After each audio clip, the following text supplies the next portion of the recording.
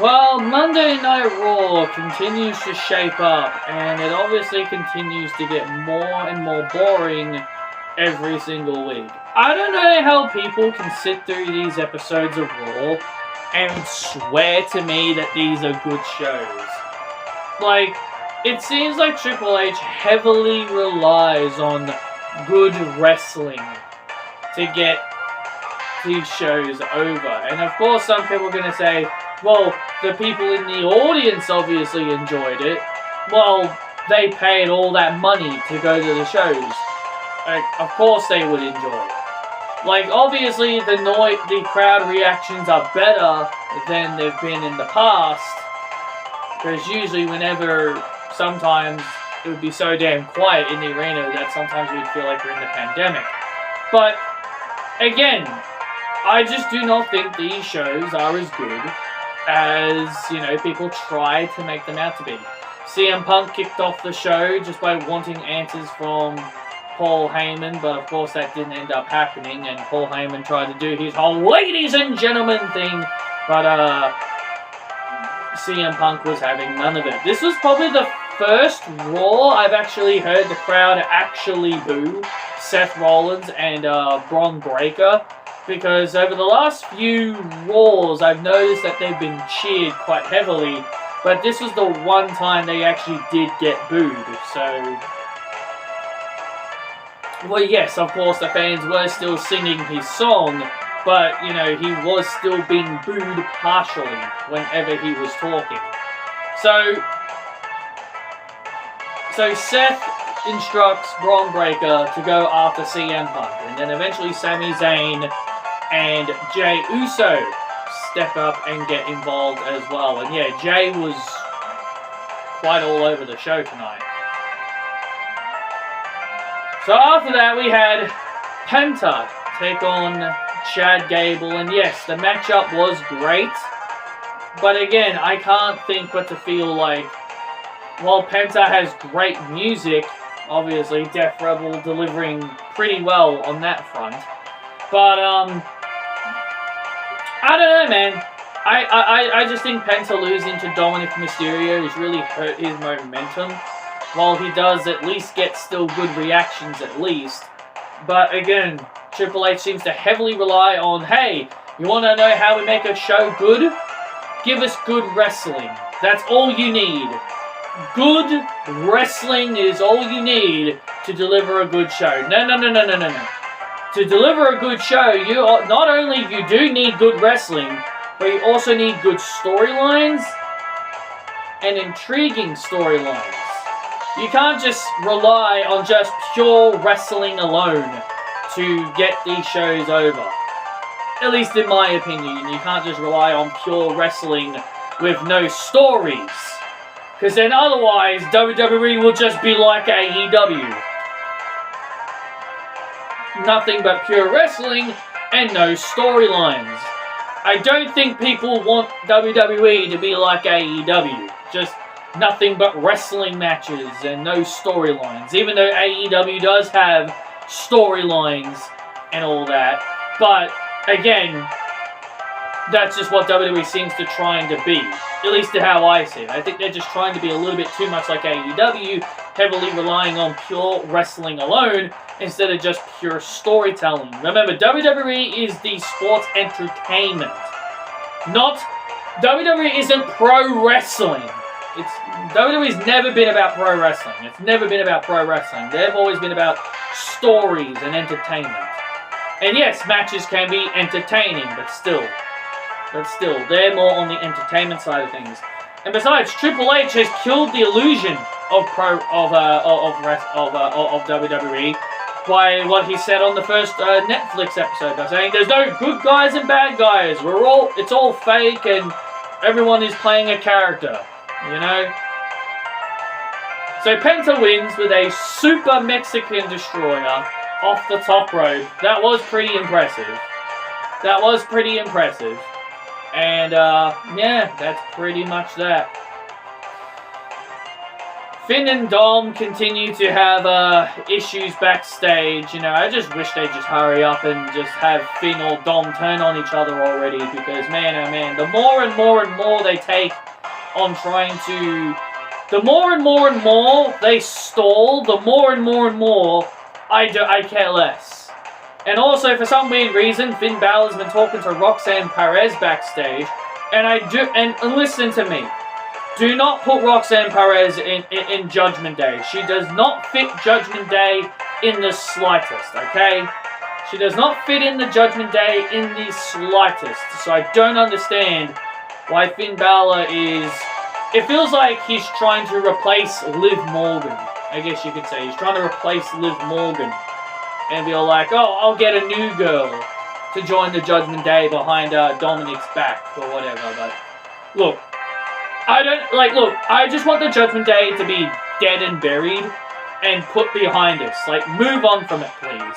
Like, move on from it. Once Finn Balor leaves the Judgment Day, people aren't going to care about the faction. Finn, Rhea, and Damian made that faction. Whether you like it or not, they made that faction mean something.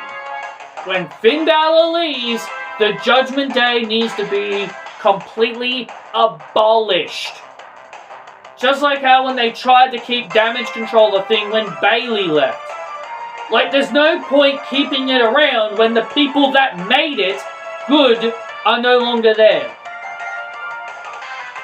Speaking of Damage Control, Becky Lynch apparently said that Damage Control didn't do anything and Bayley failed in her mission on what she wanted Damage Control to do. You know, in a way, Becky's kind of right, because they didn't really achieve much outside of EO obviously achieving a lot, but, you know, it's kind of funny.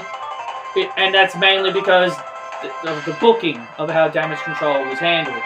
And I think I think you guys have noticed that you don't hear the name Damage Control anymore. Like, you don't hear them saying representing Damage Control when Io Sky comes out. It's kind of funny, when Dakota Kai got released, all of a sudden now Damage Control is no longer a thing.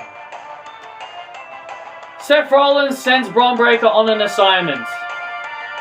I wonder what that assignment's going to be. So the New Day and the War Raiders have a tag team match. And, you know, I just don't really enjoy the tag team wrestling on Monday Night Raw, unlike on the SmackDown side. Like, not saying this because I don't think the Creed Brothers and the War Raiders are bad tag teams. They aren't. They are good tag teams. It's just that both of these teams were given no entrance. Like, they were both given jobber entrances. Like, both teams were just in the ring when they came back to commercial break. So, again, it's more like this was more like Triple H giving us the who gives a shit, you know, moniker on this match, in my opinion. So, American Made get the win. The Creed Brothers get the win because the New Day interfere in the match. Gunther lays down a challenge to Jey Uso. Jey Uso comes out. He starts yeeting with the fans and he wastes time. Like, after the yeeting stops. Like look. He does this every week. And I think and I genuinely do not like it that this is like an every week thing. He comes out, does the yeet, he grabs the mic, he's about to speak, crowd chant, one more time, he puts the mic down, and then he goes, and then he yeets again. And then he wastes another good 5 minutes of our time just yeeting with the fans again. Like, do you have to do that every freaking week? Like, to me, this is how you ruin something that's over. Now, obviously, the fans enjoy it. But to me, as a viewer, I just want to get on with the show. I don't want to sit there and watch a guy yeet for 20 minutes. And if that's your thing, and if you want to watch a guy yeet for 20 minutes, and if that's your thing, then more power to you. But that's not my thing.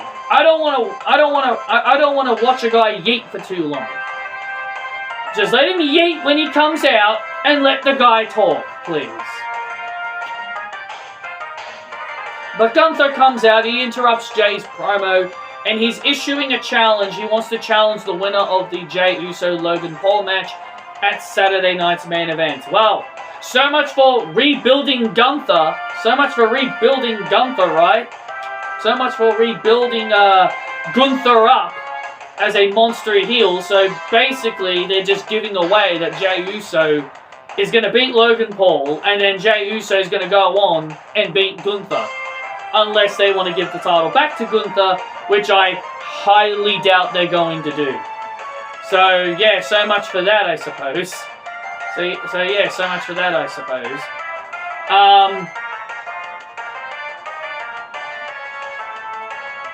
Austin Theory makes Grayson Waller fight Sheamus next week. There was even a backstage segment where Sheamus says he wants to have a match with Grayson Waller, and Adam Pearce agrees. Now look, Sheamus versus Grayson Waller does sound like a great match, but unfortunately it just means Grayson Waller ain't going to be leaving that match with the W. And Austin Theory seemed to be very pleased about making Grayson Waller step in the ring with Sheamus. Little slimy little snake Austin Theory truly is. But yeah, I'm supposed to believe this guy is going to be the good guy. But of course he's going to be the good guy, because WWE wants to believe he's the good guy. AJ Styles and Finn Balor, again, they had a great match, but we've seen these two fight each other so often. We've seen these guys fight each other quite a fair amount of times. When Finn was like, do you guys remember when Finn tried to get AJ into the Judgment Day, and then the two Sweet Brothers came back, and then Michin was added to the group as the Rhea Ripley problem? Yeah, and so much for that, right? So much for that, right? And Michin didn't last very long as a member of the OC, and now she's doing nothing. So yeah, that whole experiment didn't go very well, now did it? And listen, no, don't get me wrong, these two can have great matches. But again, this is all because AJ Styles wants to have a match with Dominic Mysterio over the IC title. And Jesus, please take the title off Dominic. He's just not a great champion. I'm already bored of this guy as champion. He's unwatchable, he's unlikable, and I just do not understand what this company sees in him. Yes, he was a great heel. Yes, he's a great heel, but that's what he's good at, being a heel. And the fact that now people want to start cheering this guy just makes me want to roll my eyes. So AJ wins with a phenomenal forearm after Penta gets involved and pretty much just gets involved because, again, every typical Judgment Day match seems to be turning into a typical Bloodline match, because Judgment Day seem to be turning into the Bloodline with the constant amount of interferences. Becky Lynch comes down. She was at the show and she went on a massive tirade. About how things went at Backlash. And she pretty much says that she's not going to listen to the fans anymore. She pretty much says that I went away for a year because you people wanted me gone. And so that's why I stepped away for a year. That's why I buggered off, because you guys wanted me gone. And so I went away for all of you. And ever since and this is how you repay me after I come back. And she basically says that she's done doing what the fans want. She's done doing what the fans want. She no longer cares about the fans. She doesn't want to do what they want her to do anymore. They don't control her career. And she basically threatens the entire women's locker room by saying, am I cutthroat? Yeah, damn right I am. Do I step on people's throats? Yeah, damn right I do. And she says, do I take away opportunities from people? Yeah, damn right I do. And then she ends up telling all the women in the back that they're about to find out how difficult Becky Lynch can be to work with backstage. And so she's basically channeling her inner Becky Hogan. Because you know how people always, try to make Becky Lynch sound like she's Becky Hogan, because she always wins and buries talent and all that stuff. So this is something I've been saying that I think she should embrace. She should embrace the inner Becky Hogan stuff that the fans keep calling her. So again, she's becoming what the fans keep calling her, Hogan. And I think that's a pretty cool way to give her some major heel heat by turning her into what the fans keep calling her. So the main event was Io Sky and Rhea Ripley versus Roxanne and Giulia. Now I agree. Now I initially agreed that Roxanne and Giulia needed this win, but I knew this was Triple H, and I know Io and Rhea are his by far most overprotected and his most cherished superstars. This would be if Vince McMahon was in charge, but instead it was Charlotte Flair in there with somebody else. I don't know, but regardless, it's the same thing. It reminds me a lot of when the Iconics made their debut, and instead of giving Billie Kay and Peyton Royce big wins, they instead just had Charlotte Flair bury them. You know, they decided to have Charlotte Flair bury them instead, and all that, and I was never a fan of that. Like, I don't like when they bring up new people and they just squash them immediately, and they just have them lose just immediately. Like, Roxanne and Giulia have not been off to a great start. And this was the thing I feared. This was the thing I was fearing ever since they got called up to the main roster. This was the thing I've been fearing. And of course, everyone keeps saying, well, Roxanne just had a long run as the NXT Women's Champion, so of course they're going to have her go on a losing streak. Look, I genuinely do not care if that's the reason why. I just think it's kind of a lame... I also think it's kind of a lame reason, because here's the thing. If people are saying Roxanne is only losing because she had a long reign, okay, then Becky Lynch, when she had a long reign, did she go on a losing streak after her 395-day run as Raw Women's Champion? I do not think so. Rhea Ripley had a 380-day title reign. Did she go on a losing streak after that? I don't think so. Liv Morgan just had a long, lengthy reign as Women's World Champion. Did Liv Morgan go on a losing streak? I do not think so. They immediately gave her the tag team titles after she lost it. There are, like, not even Ronda Rousey went on a losing streak after her lengthy reigns. So, to use the term of, well, someone just had a long reign, so they got to go on a losing streak, I think that's a null in void. Because why should, like, if you're going to say, once you have a long reign, you got to go on a losing streak, then shouldn't that apply to everyone? Instead of just saying, oh no, it applies to one person, but it doesn't apply to the others. I think it's really stupid. Roxanne is being buried. And I don't like using that word. I do not like using that word. I genuinely feel WWE Triple H is sabotaging her.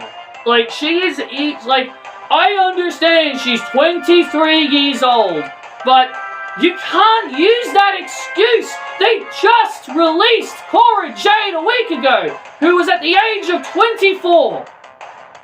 You can't use that as an excuse. She was 24 years old and they let her go. And again, WWE tried to use age as a reason for why certain people got released, but yet they signed a 42-year-old Jeff Hobbs.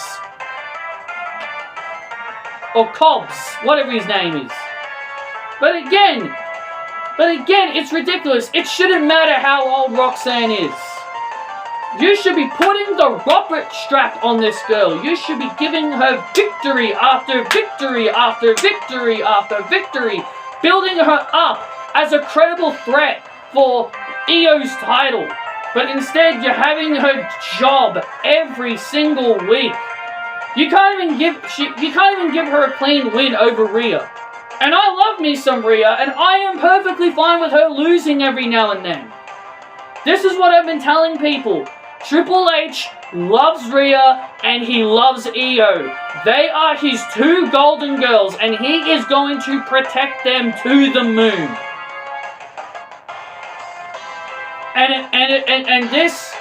And this is exactly what I expected to have happen. This was exactly what I was expecting to happen, and I hate it. And I genuinely hate it. It's gonna affect people like Roxanne in the long run. It's gonna affect Roxanne, it's gonna affect Giulia, and of course they're already teasing a breakup between them, because Giulia backstage says there is no we in Roxanne Perez. So what was the point of putting them together then?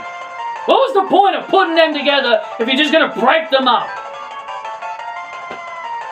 Ridiculous, man. Absolutely ridiculous. I hate this company, man. I do not understand. Like, why put someone together just to break them up within a couple of weeks? Man, this company is stupid. They don't know what they're doing with Roxanne. They just don't know how to book someone like Roxanne and Giulia. Two future stars, and they have no idea how to book them. Don't have the foggiest idea on how to book them. Thank you all for watching, guys. Hope you guys enjoyed. Hit that thumbs up, and I'll see you all in the next video.